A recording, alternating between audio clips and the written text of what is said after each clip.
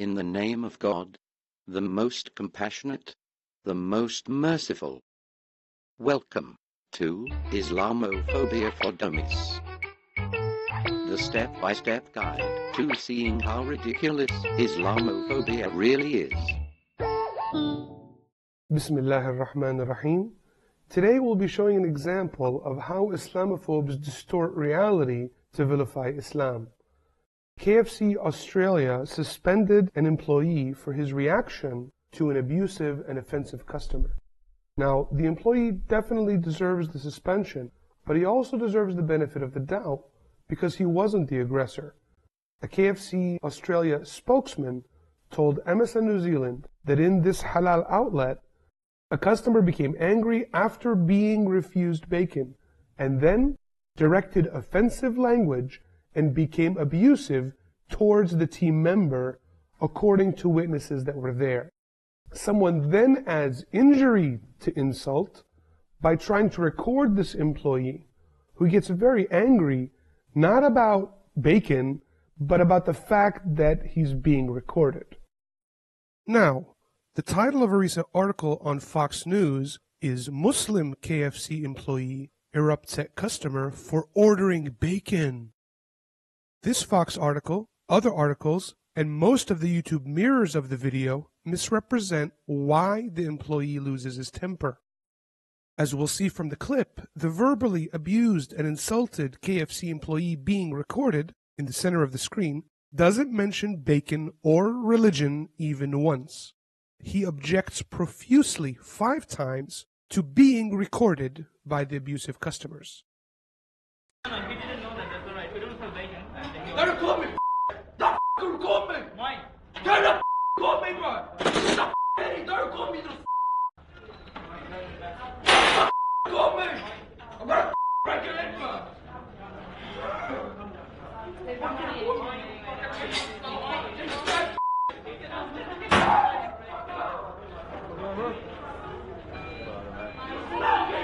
Let's go.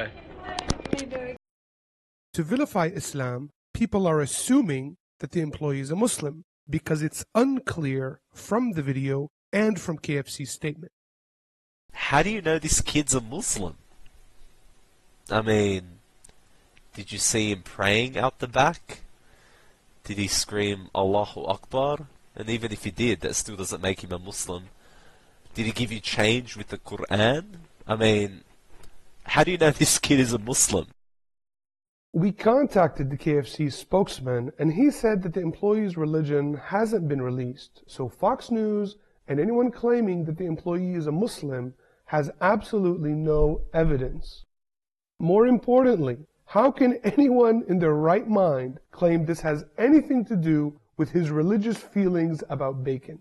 This is about an offensive customer being abusive to a KFC employee, and that employee refusing to have any more of that abuse recorded on video. An Australian news report suggests that this could be something even worse.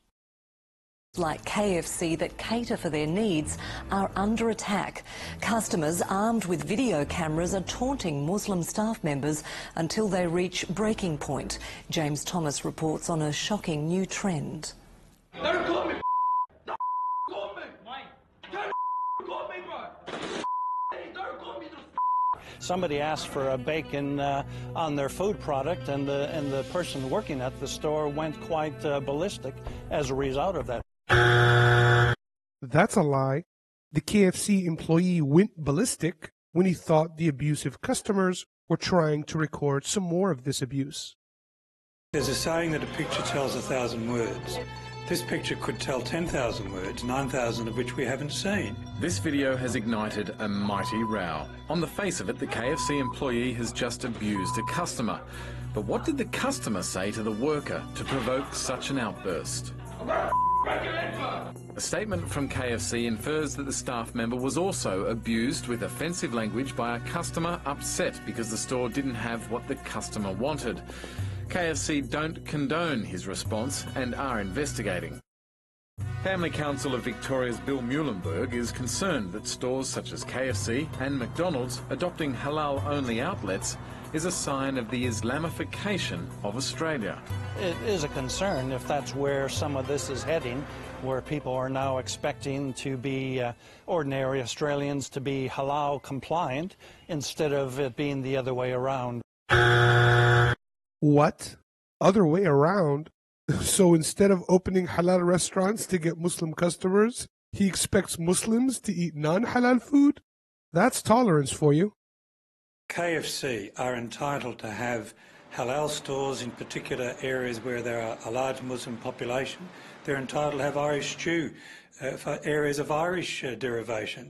Council of Civil Liberties Terry O'Gorman fears the halal restaurant incident has little to do with a customer missing out on pork and a lot to do with race and religious prejudice. Overseas, particularly in France, where there is a significant anti-Muslim feeling that's generated by far-right extremist groups, there are people who go into halal stores dressed in pigs' heads deliberately to try to provoke a reaction. So let's keep in mind, is this a genuine incident or is it a set-up incident? Of their 600 stores, Kentucky Fried Chicken has only 3 certified halal stores around the country, 2 in New South Wales and 1 in Victoria. McDonald's has a total of 10 halal stores, 6 are based in New South Wales and 4 in Victoria. They have avoided trouble like the KFC outburst here, but overseas the chain's staff have weathered torrents of abuse from patrons worried that the Golden Arches is converting to Islam and therefore halal food. No one's trying to convert McDonald's to Islam. Many non-Muslims who aren't prejudiced think very highly of halal food. According to Duncan James of the Brand Union, with a lot of halal products, there's a high overlap with organic purity and cleanliness. And a lot of non-Muslims would buy halal food because they consider it cleaner. I think normally if you went into a restaurant or a cafe like that or a fast food outlet, you'd expect that you could order bacon. It's a reasonable request. But it's not reasonable for the customer to become abusive and offensive for not getting bacon. Radio broadcaster Howard Sattler viewed the video of the KFC incident and agrees the young staff member may have been set up, but he has little sympathy for his reaction to the taunts. He's a lunatic, an absolute mental case, and should never be allowed to serve a customer again. Based on this harsh judgment, the abusive customer is even more of a lunatic, and the abusive customer should never be allowed to serve customers again. If it had been a Muslim who was being offensive and abusive because they didn't get what they were expecting to eat, the headlines would have been a lot different. You know what I'd like to see? I'd like to see this customer who's angry about not getting bacon go to a kosher McDonald's and be abusive and offensive to this guy. You and you Jesus could kiss my ass, okay? Don't camera, no camera. I break your camera. Don't take picture. Okay? Screw you, you Nazi. You don't take camera. I break your camera. Don't take picture. Shabbat shalom. No picture. We don't want picture. Leave. You need to. You can't come in here. This is not your house. This is not your house. We killed Jesus. We're proud of it. This is my land. This is not your land. It belongs to these families. Son of a I'm gonna kill you and the Palestinians. You Nazi, you son of a This is my land. God gave it to me. You, Nazi. Call everyone you want. Kill you. Bastard. This is my house. This is my land. God gave it to me. And you. The KFC employee's reaction was not religiously motivated. The Israeli settlers' reaction was very religiously motivated. This is exactly the media hypocrisy that we're talking about. They want to pose us as being intolerant because we don't eat pork, but the Israeli settler threatens to kill Palestinians and Christians who don't want to help him steal Palestinian lands because God gave him those lands. Where's the outrage over the U.S. and Israeli governments forcing Jewish beliefs on Palestinian Muslims and Christians? Apparently, getting bacon is more important to these bigots than the oppression and murder of Palestinians. But you're saying, these are fast food incidents. They're not about Palestine. They're about anger over not being able to order bacon, right? People can't really be so prejudiced against Muslims that they're afraid of halal food, can they? Are Muslims taking over our food supply? Is it any coincidence that bananas are crescent-shaped? This is the Muslim threat down. Observant Muslims can eat only food that is halal. It's like kosher, only in no way kosher. Muslim threat number dos, soup. Right-wing blogs are reporting that Campbell's has a line of halal soups. Pam Geller, who also raised the alarm against the Ground Zero Mosque, called for consumers to boycott Campbell's. Even our supermarkets aren't sacred. How dare they construct a tower of Islamic soup so close to ground beef?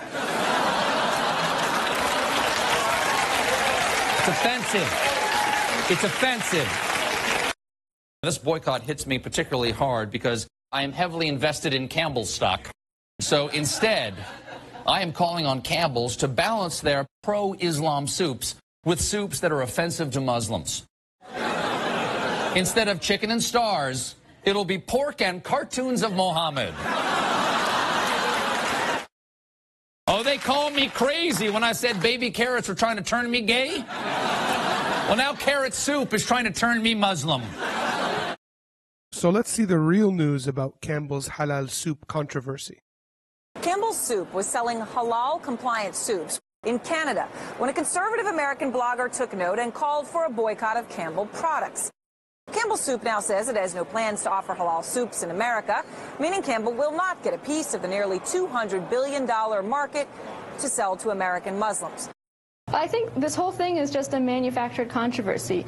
Campbell's, like any company, should be able to make their business decisions based on their bottom line. And in this case, Pamela Geller and her group are just taking this as an excuse, even a dietary accommodation they find to be threatening, and they're trying to whip up fear about Muslims in this country. I think the boycott is done, and I might choose to boycott Campbell's because they have caved to this boycott, if that's what they've done. And I think it's important to keep in mind here that if the market is indeed as big as what you say, if Campbell's have just announced that they're not going to enter this niche market for halal soup, that sounds to me like a great opportunity for an entrepreneur to say, hey, the market leader of soup has just declared they're not going to get into this niche. That's an opportunity for me to supply these products to a apparently large and growing market. Thank goodness the rest of our grocery shelves are safe. Wrong. Because Muslim threat number one is cereal. Right-wing blogs have also discovered that the prize of the bottom of our breakfast cereal may just be jihad. Because in the United Kingdom, Kellogg's makes over 25 halal cereals. Some of you out there are asking, Stephen, can accidentally eating halal food make you Muslim? Yes. The funny thing is that almost everything in the 4 food groups is already secretly halal. Fruits and vegetables, grains, dairy products, fish, beans, nuts, eggs, Coca-Cola, water. Islamophobes, eat your hearts out. And one blog asks, are there U.S. products secretly halal? Certainly, some of their more high-fiber offerings have declared a fatwa on my colon. And this trend continues, ladies and gentlemen. Pretty soon, the new slogan for Trix will be Silly Rabbit, tricks are for puppets of the Zionist state. In conclusion, Islamophobes will distort anything, even their own love for bacon, in their ridiculous fear-mongering crusade against Muslims, which explains the origin of the expression bacon brains, which is a clownish blockhead. Critics of Islam want to take offense that fast food companies want to sell halal food to Muslims, and their morality allows them to abuse and offend fast food employees if they can't order bacon. I don't see them protesting kosher restaurants or vegetarian restaurants. They're putting on their pig hats and instigating trouble at halal restaurants on purpose. The KFC employees' reaction: wasn't on purpose. Halal restaurants are very successful in Muslim communities. I get it. These Islam bashers are jealous that the Muslim market is such a viable segment. Look, it's not our fault that there's not a lot of demand for a bigot Burger King or Crusade fried chicken or anti-Semites pretzels. We sincerely hope you enjoyed this episode of Islamophobia for Dummies, and we hope to see you again next time.